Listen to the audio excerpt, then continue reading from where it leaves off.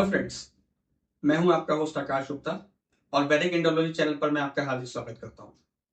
यहां पर हम भारत के अद्भुत और प्राचीन ज्ञान को आपके लिए सरल भाषा में लेके आते हैं।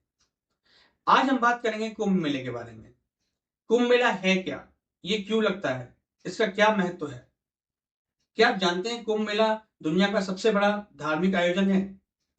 और यह केवल एक धार्मिक आयोजन ही नहीं है, यह भारतीय संस्कृति, परंपरा, ज्योतिष और स्पिरिचुअलिटी का एक अद्भुत संगम है।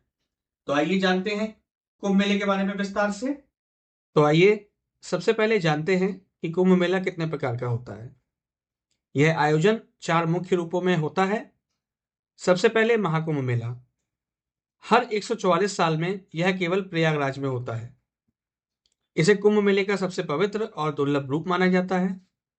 इसमें करोड़ों भक्त भाग लेते हैं और यह आयोजन मानवता के आध्यात्मिक उत्थान का प्रतीक है। दूसरी बारी आती है पूर्ण कुंभ मेले की। यह हर 12 साल में प्रयागराज, हरिद्वार, उज्जैन और नासिक में होता है। इस आयोजन में चारों स्थानों पर विशेष ज्योतिषीय संयोग के आधार पर तिथियां तय की जाती है। तीसरे नंबर पर है अर्ध कुंभ मेला। यह हर 6 साल में केवल प्रयागराज और हरिद्वार में होता है। इसे पूर्ण कुंभ का छोटा संस्करण माना जाता है। आखिरी बारी आती है माघ मेले की।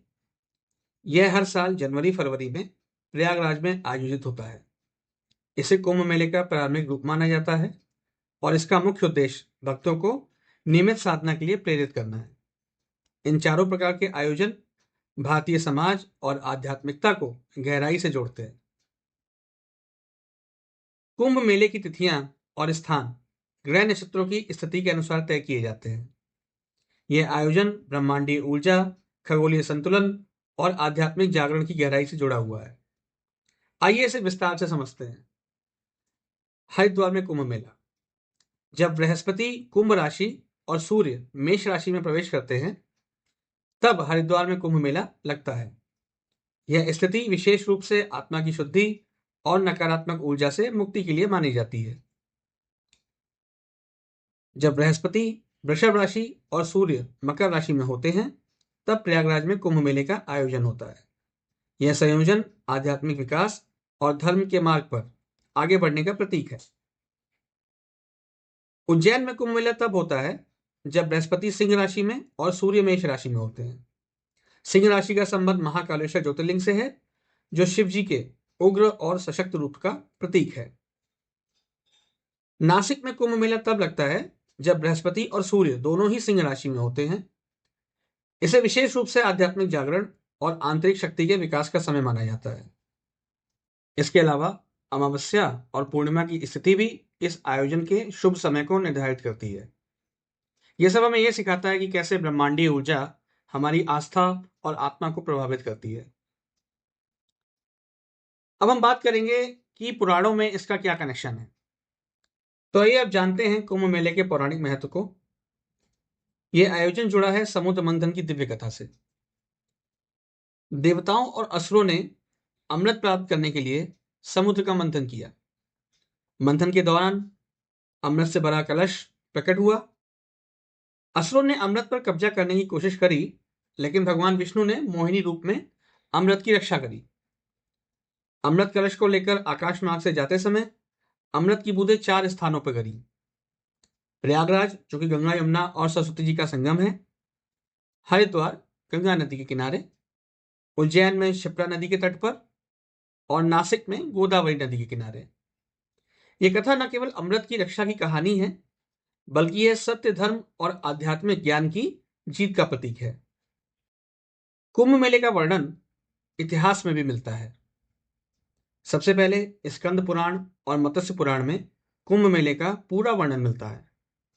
इसके अलावा 7वीं शताब्दी में चीनी यात्री ह्वेनसॉन्ग, जो कि भारत की यात्रा पर आया था, उसने भी हरिद्वार में कुंभ मेले का जिक्र किया था।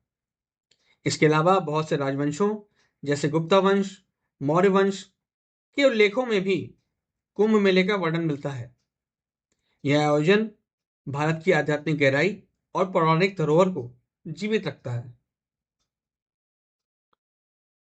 कुंभ मेला केवल एक धार्मिक आयोजन नहीं है, यह भारत की सांस्कृतिक एकता और वैश्विक महत्व का प्रतीक है। देखा जाए तो आध्यात्मिक दृष्टि से पवित्र नदियों में स्नान से पापों का नाश होता है और आत्मा शुद्ध होती है। सांस्कृतिक दृष्टि से यहाँ पर कला, संगीत, नृत्य और लोक परंपराओं का संगम देखने को मिलता है। इसे दुनिया का सबसे बड़ा शांतिपूर्ण धार्मिक आयोजन माना जाता है। यहां तक कि 2019 में इसे यूनेस्को ने intangible cultural heritage of humanity के रूप में मान्यता दी है। यह आयोजन भारत की आध्यात्मिकता और सांस्कृतिक महानता का प्रतीक है।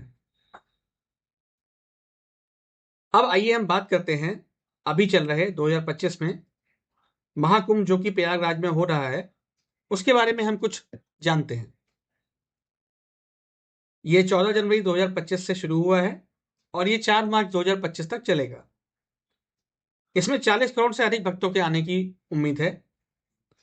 भीड़ के प्रबंधन के लिए पहली बार आर्टिफिशियल इंटेलिजेंस तकनीक का उपयोग किया गया है और इको फ्रेंडली उपाय भी किए गए हैं।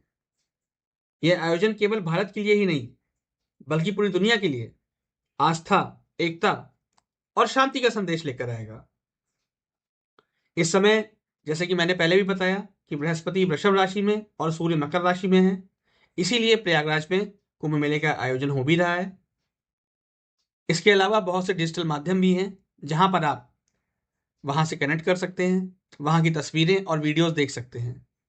अपने आप में एक बहुत बड़ा आयोजन है और मुझे लगता है कि हम सभी को वहां जाना चाहिए। तो दोस्तों, यह था कुंभ का दिव्य और प्रेरणादायक इतिहास। आपको ये जानकारी कैसे लगी? अगर आपको ये वीडियो पसंद आया हो तो कृपया लाइक और शेयर करें और साथ ही साथ हमारे चैनल वैदिक इंडियोलॉजी को सब्सक्राइब करना ना भूलें। और हाँ, हमें कमेंट करके बताएं कि अगले किस विषय पे आप जानकारियां प्राप्त करना चाहते हैं। हमें बेहद खुशी होगी आपके लिए नई वीडियो बना के। तो नमस्कार और आपका इस यात्रा में साथ देने के लिए धन्यवाद।